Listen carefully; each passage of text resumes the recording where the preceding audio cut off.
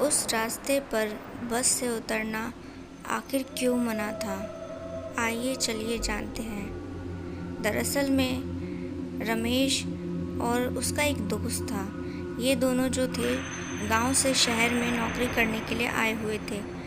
वहीं रमेश को पता चला कि गांव में जो उसका भाई रहता है उनके घर पर जो है एक बहुत बड़ा समारोह है, तो इस खातिर जो था उन्हें वापस जाना था गांव में। रमेश ने जो था एक प्राइवेट बस से जो था अपना टिकट बुक करवा लिया अगले दिन का।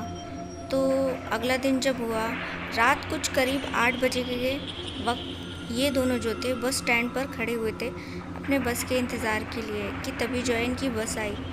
तो जब ये बस में चढ़े तो तभी जो है इन्होंने देखा कि इनसे अलावा जो था, इनके अलावा तो 2 से 4 और लोग थे जो उस बस में बैठे हुए थे, टूरिस्ट बस में। तो ये जाकर अपनी सीट पर बैठ गए और तभी जो है कंडक्टर जो है इनके पास आकर कहने लगा, टिकट दिखाओ। तो रमेश ने जो था अपनी और अपने दोस्त की टिकट कंडक्टर को दिखा दी। फिर कंडक्टर जो था वापस अपनी जगह पर जाकर बैठ गया। अब यहाँ से बस जो थी इन दोनों के गांव के लिए लेकर निकल पड़ी। तो इसके बाद जो था इन्होंने देखा कि अचानक से ही मौसम में परिवर्तन हो गया और मौसम काफ़ी सुहाना हो चुका था। बहुत ही ज़्यादा ठंडी हवाएं चल रही थी और तेज़ बारिश भी पड़ने लगी थी।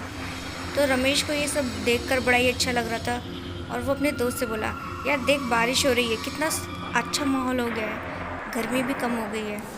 दोनों दोस्त यहाँ पर जो था सुहाने मौसम के मज़े ले रहे थे। तभी अचानक से ही बस वाले ने एक सुनसान रास्ते पर बस रोक दी। इन लोगों को किसी को समझ नहीं आया। तो एक आदमी ने कहा, अरे भाई इस जगह पर बस किस लिए रोकी है, क्या बात है, यहाँ तो कोई ढाबा वगैरह भी नहीं है। तो कंडक्टर ने कहा, चुप कर बैठे रहो, कोई सवाल करने की ज़रूरत नहीं है। तो सब लोग बड़े हैरान हुए और चुपचाप ही बैठे रहे। फिर उसके बाद तभी कुछ 10 मिनट बाद उन्होंने फिर से बस को स्टार्ट किया और वहाँ से लेकर निकल पड़े। अब इसके बाद जो था बस सफ़र जो था बस का काफ़ी लंबा था, तो बैठे बैठे सभी को नींद आने लगी। तभी जो है रमेश को भी अचानक से नींद आ गई और जब उसकी नींद खुली तो उसने देखा कि बस कहीं पर रुकी हुई है और उसका दोस्त भी वहाँ पर नहीं है। तो वो अपने दोस्त को देखने लगा यहाँ वहाँ। बस से उतरा तो देखा एक ढाबा है। बस के जो बाकी पैसेंजर थे वो भी उस ढाबे पर बैठे हुए थे। तो रमेश जो था अपने दोस्त को जब यहाँ वहाँ देखने लगा तो देखा कि उसका दोस्त मिल गया है। तो वो उससे को जाकर बातचीत करने लगा, बोला, अरे यार तू कहाँ चला गया था, मैं तुझे देख रहा था।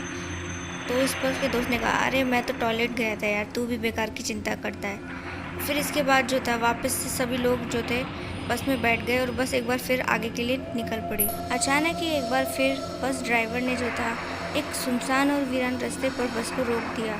सब यहाँ फिर से पूछने लगे। तो ड्राइवर ने कहा, सब के सब चुप रहो, कोई बस से नहीं उतरेगा, समझे, चुपचाप बैठे रहो सब। इसी के साथ कंडक्टर ने बताया कि बस में कुछ खराबी आ गई है, तो वो उसी को देखने के लिए नीचे उतर रहे हैं और बाकी सब बस में ही रहेंगे। लेकिन ये जो रमेश और उसका दोस्त था ये भी बस ड्राइवर और कंडक्टर के साथ पीछे पीछे नीचे चले गए।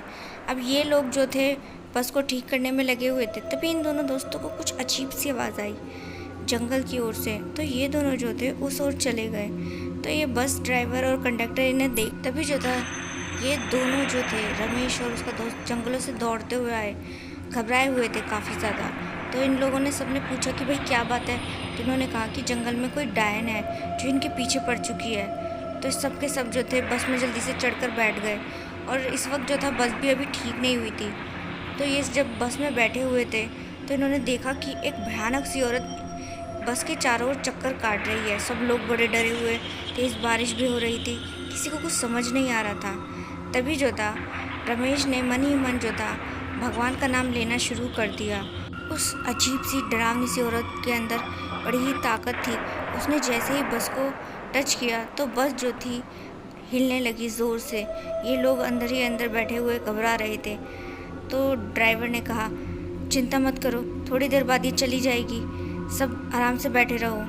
यहाँ तो लोग चीखने और चिल्लाने लगे थे, जान गले में आ चुकी थी और कंडक्टर और ड्राइवर उन्हें शांत रहने को कह रहे थे, किसी को कुछ समझ नहीं आ रहा था। तभी अचानक से वो डायन वापस से जंगल में चली गई और इस तरह जो था उनकी जान बच गई।